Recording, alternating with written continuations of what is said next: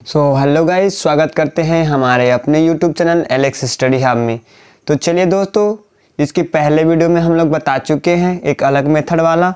आज हम उसके योगफल ज्ञात करेंगे और ये भी डिफरेंट टाइप से क्वेश्चन है। ये देखो क्वेश्चन में क्या पूछा गया है और कैसे बनाना है इसको भी। क्या लिखा है कि उस समांतर श्रेणी का प्रथम 51 पदों का योगफल ज्ञात कीजिए। कितना?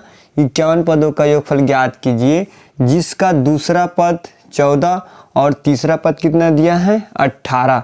तो अब हमें पहला पद तो नहीं दिया है, दिया है क्या? यहाँ नहीं दिया है। और इसका दूसरा पद दिया है और तीसरा पद दिया है, तो ये तो गड़बड़ वाला सवाल है। अब इसको कैसे बनाना है, तो चलिए हम इसको कैसे बनाना है ये बताते हैं। देखिए क्या करना रहता है, जब हमें इसका पहला पद नहीं दिया है तो सबसे पहले हम लोग क्या करेंगे? डी का मान ज्ञात करेंगे और डी के मान ज्ञात करने के बाद हम श्रेणी का पहला पद ज्ञात करेंगे। चलिए देखते हैं, ठीक है। कुछ समांतर श्रेणी का 51 पदों का योगफल ज्ञात कीजिए। यानी कि अब हमें ज्ञात करना है, किसका मान ज्ञात करना है? पहला श्रेणी का पहला पद ज्ञात करेंगे, उससे पहले हम लोग सर्वांतर ज्ञात करेंगे। तो लिख लेते हैं पहले श्रेणी का दूसरा पद। क्या लिखा है? दूसरा पद b बराबर कितना दिया है? 14, क्योंकि श्रेणी का दूसरा पद को हम लोग b से शो करते हैं। और तीसरा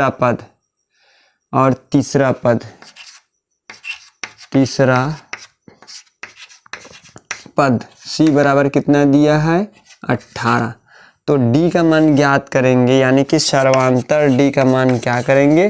ज्ञात करेंगे। सर्वांतर d बराबर तीसरा पद माइनस दूसरा पद। ठीक है, तीसरा पद माइनस दूसरा पद। तो तीसरा पद कौन सा होगा? ये 18, यानी कि c माइनस b, यानी d का वैल्यू कितना हो जाएगा? 18 माइनस 14। तो d का वैल्यू हम लोग का मिल जाएगा कितना? 4। d का वैल्यू कितना मिल गया? 4। अब देखो d का वैल्यू मिल गया है तो एक फार्मूला होता है श्रेणी का पहला पद ज्ञात करने के लिए। क्या होता है? a is equal to a2 minus क्या लिखेंगे? d, a2 minus d।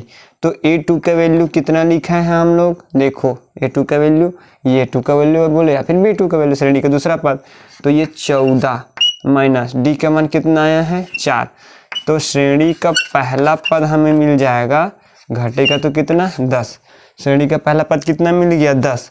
और श्रेणी के प्रथम 51 पदों का योगफल ज्ञात कीजिए, है ना। तो n का वैल्यू कितना दे दिया है? अब हमें 51। कितना दे दिया है? 51। तो चलिए अब हम इसका फार्मूला में रख के मान ज्ञात करते हैं, ठीक है। तो Sn is equal to n/2 2a plus n-1 into D. ठीक है, जो मान दिया है उसको लिख लेते हैं। तो S 51 बराबर 51/2 और ये 2a का वैल्यू कितना दिया है हम लोग का? a का वैल्यू निकाल चुके हैं 10। कितना दिया है? 10 प्लस n का वैल्यू 51 माइनस 1 और d का वैल्यू कितना निकाले हम लोग? 4। कितना निकाले हैं?